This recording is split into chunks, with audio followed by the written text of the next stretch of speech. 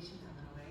All right, so people ask me everywhere, is that really all your hair? I just tell them if it ain't, it showed on me, then now I can't. I just don't believe it's fair to judge a man or a girl by the length of her hair. Graham Central Station, Hair, 1974. For Black folks across the diaspora, but particularly in the United States, hair is a subject that has, for generations, evoked conflicting sentiments of pride, shame, rebellion, and assimilation.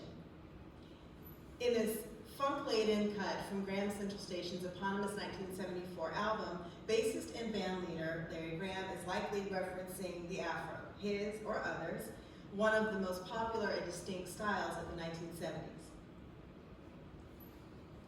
This thing is playing games. As Prince would remind us in the mid-2010s, an afro is not a hairstyle.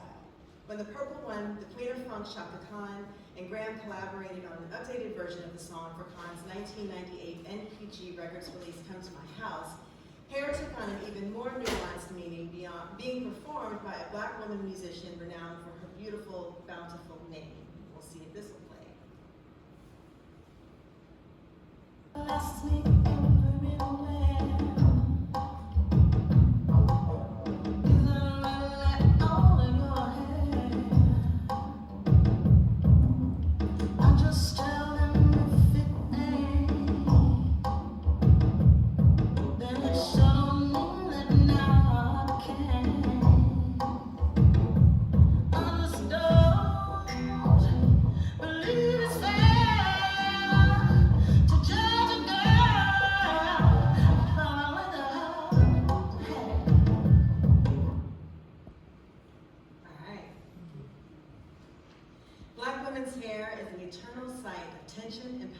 Political thought and action.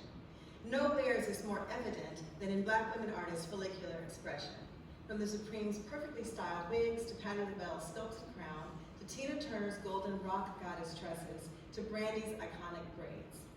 For decades, Black women practitioners of gospel, blues, pop, R&B, funk, and hip-hop have set the trends, embraced and rejected conventional beauty expectations, and advanced critical conversations through their hair.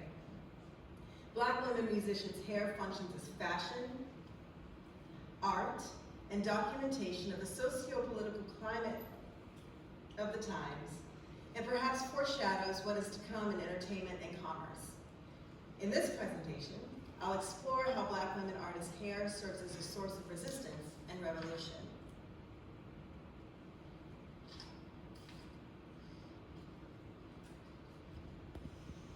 Reflecting on our ancestors' journey from the shores of the African continent to the Americas, we know that hair has long been central to our identity, and our hair reveals truths about lineage and heritage. It often reminds us of the cruelty and inhumane treatment forced upon our enslaved foremothers in particular.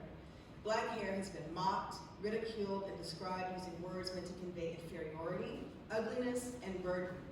Situated as a source of shame through a white supremacist lens, it wasn't enough for those keen on upholding Eurocentric standards of beauty to weaponize our hair. Throughout generations, we too have internalized some of the most hateful and harmful ideologies about our hair, its goodness or badness, and employed them against one another. And yet, we've also triumphed. We've reclaimed our crowns, wrested our cultural pride from the grips of racism and erasure, and placed it gingerly atop our heads.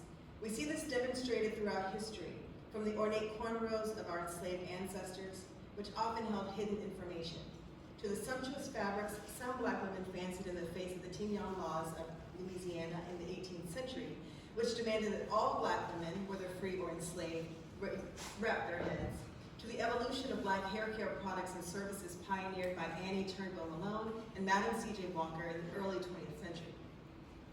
Black women entertainers and artists have especially pushed the envelope when it comes to hairstyles and trends. In the 1920s, during the height of both the Jazz Age and the Harlem Renaissance, Folie Bergère star and French resistance spy Josephine Baker popularized finger waves, while the Empress of the Blues, Bessie Smith, and the mother of the blues, Ma Rainey, dazzled with straightened coifs that reflected the must-have-dos of the day. Smith also opted for short natural from time to time. Straight hair, sometimes achieved either by using hot combs or relaxers, became more and more the rage of the 1930s and 40s and was often associated with upward mobility and status. Billie Holiday's sleek glam and Hazel Scott's soft curls exude an elegance evocative of the era during which they reigned supreme. But don't be fooled by these refined hairstyles. This was a pivotal moment in Black culture where Black women in music and entertainment were exploring and expressing their sexuality, sensuality, and personal agency, laying the foundation for Black women artists to come who would continue this tradition of asserting themselves through their lyrics, dance, hair, and costuming. Upon her debut in the late 1950s, Nina Simone's hair and fashion were pointedly conservative and proper, indicative of the respectability politics of the time. However, the growing civil rights and Black liberation movements inspired seismic shifts among Black women and men that signaled a rejection of assimilation and came through in their socio-political perspectives and personal expression. Simone eventually abandoned her relaxed tresses for a short natural and replaced concert hall gowns with dresses boasting Afrocentric patterns and fabrics. Her elaborate sculpted braids, accented with cowrie shells and beads, would become one of her signature looks in the 1960s. In his book, Black Women's Liberation Movement Music, Soul Sisters, Black Feminist Funksters, and Afro-Disco Divas, Dr. Raylan Rabaka writes, the Black women's liberation movement of the late 1960s and 1970s was multidimensional and multi-perspectival, not monolithic, and similar radical political and discursive diversity undoubtedly marks African American women's soul, funk, and disco from the mid-1960s to the late 1970s. For sure, the increased socioeconomic access and political influence in the years following emancipation aligned with African Americans' bodily autonomy and freedom to express their individuality through their hair and clothing. Still, one can't ignore the impact of this specific era and its influence on global popular culture to this day. Like their literary contemporaries, Alice Walker, Sonia Sanchez, Ntozake Shange, and countless others during this period, Black women in music increasingly opted for afros, cornrows, and braided styles as a means of aligning their outward appearance with their evolving political and social points of view.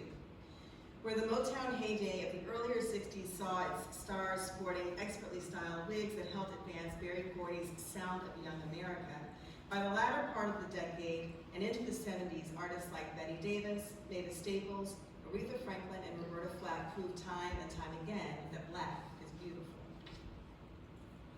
In the mid-70s, Black women recording artists like Donna Summer, Thelma Houston, and Gloria Gaynor dominated dance floors with songs of longing, urgency, and empowerment. Summer in particular suggested a changing of the tides with voluminous curls and revealing dresses that complemented the sexual liberation of the disco era. In some ways, one could view this period as a time when many Black women in music were fusing the ultra-femininity of the 50s and the early 60s with the agency embodied by La Baker and others in the jazz age and the socio-political statements of the modern age. If there's one thing that's true no matter the decade, it's that Black women crave versatility in their hair. And while that's certainly useful in setting or mirroring trends, it's an especially handy tool when employed for reinvention. Think Tina Turner, as she transitioned from her tenure with Ike Turner to her turn as one of the biggest rock stars of all time as a solo artist. Acclaimed scholar at NYU, Associate Professor of Music, Maureen Mann, notes of Tina and the Ikettes and her treatise, Black Diamond Queens, African American Women in Rock and Roll. Wigs gave them swinging, shoulder-length tresses that accentuated their explosive movements. Her departure from her former band allowed Tina Turner to not only embrace more rock music of her choosing compared to that written or selected by Ike, but to trade one iconic look for another, namely her teased blonde hair that would come to symbolize her Phoenix-like resurgence with 1984's Private Dancer. As Tina, Patti, Aretha, and other veteran artists continued to blaze trails into the 1980s, a new crop of young Black women musicians emerged and began to make some serious noise, not just with their music, but also with their distinctive style. Grunge pioneer Tina Bell's spiky buzz cut gave way to her instantly recognizable bleached blonde locks, while hip-hop artists like Queen Latifah, MC Lyte, Salt and Pepper, and countless others graced magazines, album covers, and music videos with crimped curls, asymmetrical cuts, bold colors, and braided styles that celebrated the texture. I wish that I could have found a picture from my 7th grade yearbook where I attempted several of those styles at once. Anyway, throughout the 80s, pop stars like Whitney Houston, Jody Watley, and Janet Jackson served a variety of curly looks, giving us voluminous waves, elongated ringlets, and aspirational updos. Black women in hip-hop continued to push the genre and culture forward with audacious wordplay rivaled only by their idiosyncratic costume and hair choices. The 90s saw Lil' Kim's vibrantly colored wigs, Miss Lauryn Hill's majestic locks, Lady of Rage's rough and tough afro puffs, and Yo-Yo's honey brown micro braids. The diversity of styles these and other women MCs demonstrated, lyrical and follicular, signaled a pivotal moment in hip-hop's evolution and pointed once again to Black women's agency in designing and controlling their public persona. I need that page. The neo-soul movement of the late 90s into the early aughts featured a return to styles favored during the height of the Black liberation movements and the post-civil rights era, but with a modern twist. Erykah Badu emerged on the scene with signature head wraps, while Jill Scott and Angie Stone rocked swoon-worthy froze. India Arie, Les Nubian, Macy Gray, and Dombey captivated with twists, bantu knots, locks, braids, and other iconic looks that offered versatility and seemed to, intentionally or not, reflect a conscientious effort to embrace styles that amplify their connections to the diaspora and to decenter white or European standards of beauty. 25 years into the 21st century, Black women in music continue to apply pressure, socially as well as through their visual presentation. As Black hair care products and services have evolved over the decades and more stylists skilled in Afro-textured hair join artist glam squads, Black women in music can make even bigger stylistic statements and often without damaging their tresses. We see this with soulful sister duo Chloe and Halle, who proudly wear their gorgeous locks but also experiment with a variety of styles without having to sacrifice their natural hair.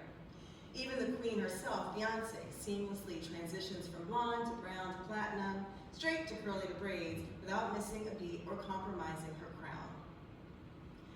From Nicki to Rihanna to Cardi, Megan, Doechii, and beyond, Black women in music remain undefeated in expressing their full, authentic selves through their hairstyles, regardless of texture, curl pattern, length, or density. In recalling Shaka Khan's spine-tingling version of Grand Central Station's Hair, when the icon wails, black or blonde or nappy or fair, you can't judge nobody by their hair. I hope every Black girl, woman, and femme feels that deep in their soul. And I hope that the song plays. It didn't. So what we'll do is we'll go back really quickly here and see if I can find it. No? Okay, so you guys can just, for your homework tonight, go to YouTube and go to that particular part of the song because it's especially, in my opinion, powerful to me. Anyway, continuing on. From Mamie Smith's first recording in 1920 to the flood of singers, MCs, instrumentalists, and producers whose music forms the soundtrack for our modern lives, Black women in music have historically and consistently set the standard for what moves pop culture, especially when it comes to fashion and hair. And now, may we all protect our crowns at all costs. Thank you.